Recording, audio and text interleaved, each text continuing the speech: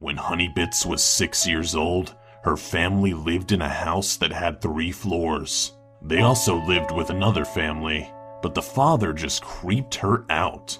One day while she was standing outside on the 2nd floor looking at the trees, the father from the other family grabbed Honeybits and was about to drop her from the 2nd floor, which could have easily killed her, but that is until she started to scream bloody murder. Her screams made every member of their families look at him, so he put Honeybits down. But the part that scared her the most was when she saw the look on his face when he was about to drop her. It was devoid of any emotion. One time, my sister asked me who clogged the toilet. And you know me, I'm a busy guy. I don't have time to answer questions like that, so I said I don't know. And seeing as she didn't bother me about it, I assumed the problem fixed itself. Later in the evening, I had to press my powerful posterior against that precious porcelain pooper. And after I dropped a load of horrors untold, I gave the toilet a confident flush. And that poor toilet overflowed in about half a second. There's poop water splashing all over the place. I'm wading through it, trying to plunge it as hard as I can. It's getting in my face and in my mouth, and I'm crying. I'm thinking, why? Why is this happening? Why me? And I realize it's all my fault. I did this. I deserve all of this. So what's the lesson here? Well, it's that some secrets shouldn't be kept. And proper fiber intake is important for all ages. Froggy had a weird babysitter when she was 7. Although she was nice, her babysitter did a lot of weird things that really made Froggy think. The one that stuck with her the most was when she saw her making out with the TV because there was a guy on the screen. It lasted about 4 minutes until she finally noticed her. She begged Froggy to not tell anybody. To this day, Froggy still can't figure out why anyone would do something like that. Dylan was in his bedroom recording voiceovers for a video he was making. The line he was reading was a reaction to shocking news, which was, "Yeah, it's great.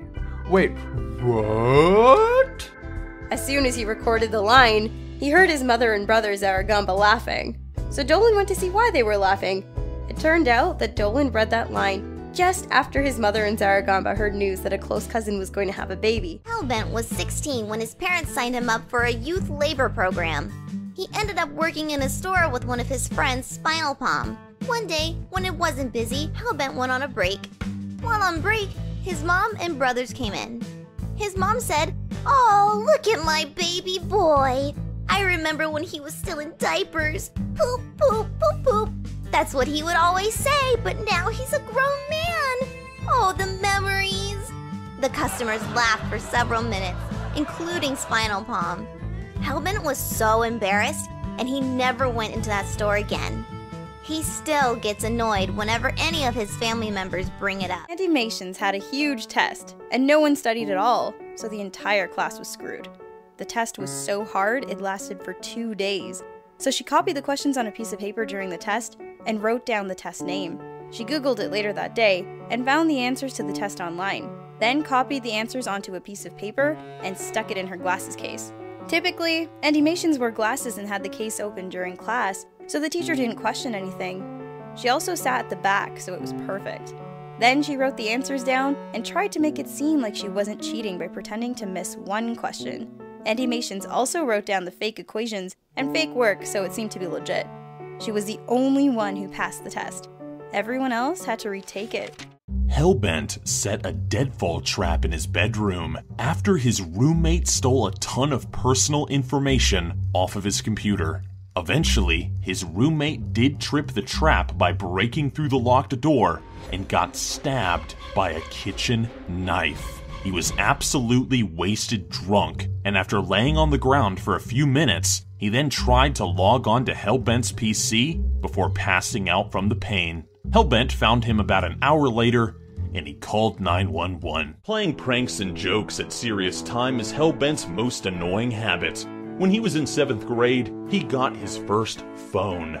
One day when he was in art class, they had a lockdown because someone with a gun entered the school property. So all the lights were shut off, and they went into the corner. Hellbent was on his phone when he realized that he had an app that had sound effects. He quickly turned up the volume, and he played the gun effect. He laughed his ass off while half the class cried in fear. And in the end, Hellbent confessed and got a 2-day suspension. One day, Spences was walking to the bus stop from school to meet her brother. While she passed by an abandoned shop, she saw a drunk guy yelling at people as they passed by him. As soon as Spences reached her brother, she explained to him what she saw. Wanting to check it out, her brother went to the abandoned shop where he saw the guy. He wasn't yelling anymore, but he was pissing in an empty beer bottle. When he finished, the guy picked up the bottle of piss and drank it. Her brother laughed, but Spences felt sick. When Hellbent was 7 years old, he had a horrible nightmare. He saw himself in a dream, but he wasn't able to interact. He was motionless and just sat there with his eyes wide open. He watched himself get up and grab a knife from the kitchen and started to slice his own arm. The cuts got deeper and deeper, and what came out of his skin wasn't blood. Maggots and bugs crawled out, and as he kept cutting himself, he turned around and faced himself. His face was missing, and you could see his eyeballs drooping out of his skull. The maggots crawled their way toward him and they grew larger and uglier. He woke up screaming in terror. Needless to say, he didn't get much sleep the rest of the night. The weirdest thing I did to impress a crush is when I went up to her and I told her, "Hey, you, baby girl, you looking real right today." And then she looked at me and she was like, "What do you mean, Pringle?" And then after I managed to get her within my grasp, I told her I'll spin around her 3 times. And then after I spin around her 3 times, she's gonna love me and my amazing smell of sweat all over her face. So then she said, "Ooh, I don't think that's something I'll like." And then I said, "Hey, baby girl, you will like this." And so I did it. After that day, she forever fell in love with me. And she knows it's all too true. Once you pop, the fun ain't gonna stop. One time, James Shark tried to show off his strength in front of a bunch of cheerleaders. He tried to bench press 135 pounds, even though his normal weight was only about 45 pounds. But once he got the 135-pound weight off the bar, it literally just fell on his chest, and James Shark couldn't get off. Eventually, a couple of spotters helped him get the weight off his chest, and he was sent to the nurse's office to get checked out for injuries. But as he walked out of the weight room, the cheerleaders he was trying to impress actually walked up to him. He thought they were gonna laugh at him, but somehow they actually thought he was pretty cool. After that day, he made friends with them and actually started dating the lead cheerleader. When Pandora first started at her current job, she needed some help with a part of the business she typically didn't deal with. So she walked across the building to the person she needed to talk to, and when she arrived at his cube, Pandora saw his dick in his hand and full-on porn on his computer screen. He tried to quickly close the tab and play it off like it didn't happen. She was so grossed out though that she just mumbled out an excuse and walked away quickly. He never looked her in the eye or talked to her ever since. When Hellbent was 16, his job involved driving to different places trying to buy cigarettes. He'd go to every tobacco shop in town to see if he could get them to sell to a minor. If they did, the store would get a huge fine or face being shut down. Hellbent loved it because he basically got paid to hang out, cause trouble, and smoke. Emoji was at his friend's birthday party once, who was turning 12. Emoji had never met his friend's dad before and was excited to meet him, but he was running very late. His friend's dad finally arrived 30 minutes late to the party, but something seemed off. Soon, Emoji, along with everyone else, realized that he was really drunk. He started to sing happy birthday to a random kid, and Emoji's friend just watched in horror. He then pulled his pants down and walked into the next room. Emoji watched as he waltzed straight into the kitchen and started pissing in the sink. Emoji's friend stood there face-palming, pretending it wasn't happening. One night, Ramona and her friends got together to have a few drinks and play some D&D. 3 hours later, Ramona had drank a whole bottle of gin and was starting to act a bit weird. She started going on deep philosophical rants about computers and Pringle chips. But what really made her friends worry was when Ramona got down on all fours and started meowing like a cat. While she was down there, she accidentally puked all over the carpet and then licked it back up like a cat. Her friends almost died laughing, and Ramona's hangover the next day was no joke. Ladybot discovered that she was a lesbian back in high school. So, one day, her math teacher was roaming the halls to make sure everyone was in class. Suddenly, she heard moaning, as well as the moaning of names, coming from the janitor's closet. Suspicious, her math teacher opened the door. Inside was Ladybot and a girl she liked, Sharpie. They were touching each other, making the teacher look at them in shock and disgust. The teacher called their parents, and Ladybot was suspended for 2 days. It was Gergak's 13th birthday, and he was walking home from the store when a man out of the blue yelled at him, asking if he was mad at him. Of course, Gergak said no because he had no idea who the man was. The man continued to talk to him, saying that he would teach him how to use nunchucks. Gergak awkwardly stared at the man and replied with an "okay" before walking away. He hasn't seen the man since. Snoopy was running late for school once, and she opened her classroom door to find that there was a substitute teacher instead of a normal one. Everyone in the class was looking at Snoopy as she tried to catch her breath in front of the class. The substitute teacher asked if she was alright. Snoopy was frazzled and out of breath, and so instead of saying "great" or "okay," she combined both words and ended up declaring to everyone, "I'm gay." She thought she was going to get in trouble for being late, but ended up coming out to her whole class. Time Wanderer met his first girlfriend when he was 18 years old. She was the younger sister of one of his best friends.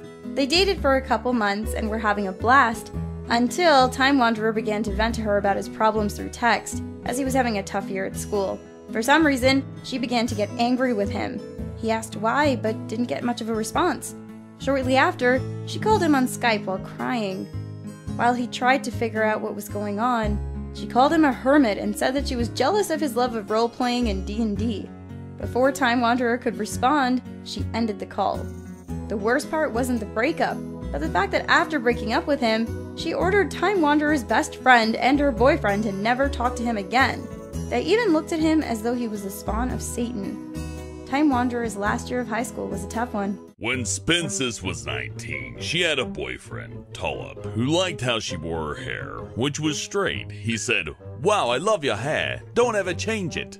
The next week, she got a frohawk. Tulip saw it and said, "Why did you change your hair? Ew, it doesn't even go with what you're wearing."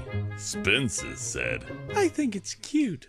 Tulip said, "Well, I don't. I think it's ugly. I just can't be with you. We are over!" Then he walked out of the house and left his stuff. So Spences took it to his mom's house and told her, "He broke up with me because he said my hair was ugly." When Tulip came back and apologized, Spences told him, "It's too late, buddy. Your clothes and your stuff are already at your mom's house." Princess Proton's ex, Spinal Palm, did something crazy. He'd always been weird, and she always felt weird being around him. But she decided to stay with him anyway. A couple weeks after they began dating, Princess Proton broke up with him. One night after the breakup, he FaceTimed her. She watched as Spinal Palm carved her name into his leg. And that was the last time she ever spoke to him. When they were younger, Emoji and his cousins were fans of manga. They once found a recipe for banana bread in the back of one book and decided to make it during a vacation. The ingredients weren't balanced as it required more salt than necessary and the recommended baking time was too short. When they took the bread out of the oven, it looked like an undercooked brown mushy alien that appeared to be breathing. Emoji tried to see if it was salvageable and it was the saltiest thing he ever tasted. They never tried the recipe again. A few years later, Emoji found a different banana bread recipe in a cookbook that he spruced up with chocolate chips and vanilla, which was delicious. One time, Emoji took a vacation to Florida with his dad and aunt. Emoji's dad got sick during the trip, so Emoji and his aunt went down to the beach to let him rest. Emoji dove straight into the water and was having a great time. He told his aunt to come into the water, but she said she suddenly didn't feel well. She made them go back to the hotel, which Emoji was annoyed about. When they got back to their room, Emoji heard a huge racket coming from the beach. People were shouting, and lots of sirens were going off. It turned out that a girl in the water had been attacked by a full-grown tiger shark. The story was all over the news, and Emoji realized how close he'd come to being shark food. It creeps him out thinking about what might have happened if his aunt hadn't suddenly felt sick. Nolan scratches himself whenever he gets nervous. If he gets very nervous, he'll go down on the floor and start scratching and screaming his butt off. One time, during the spelling bee, Dolan was so nervous that he got down on the floor and scratched himself while screaming very loudly. He screamed so much that they had to stop the spelling bee and tell him to go to the bathroom to calm down. The bathroom floor had mold growing on it, so it didn't help. Instead, they told him to leave. Dolan never went to a spelling bee again. When Sweet Commando was in the army, he had a drill sergeant who gave him a series of the dumbest jobs ever. One time, the sergeant happened to catch Sweet Commando just standing around with nothing to do. He decided Sweet Commando needed to be occupied, so he gave him some stupid tasks that he had to do for a whole month. Every day, Sweet Commando had to sweep out the sandpit, vacuum the parking lots, and organize a huge pile of rocks by size and color. By the end of the day, Sweet Commando would feel absolutely exhausted, even though he didn't really do anything. He quickly learned never to let a drill sergeant see him standing around. What's the weirdest piece of advice I've ever gotten? Well, this one was pretty fucking weird.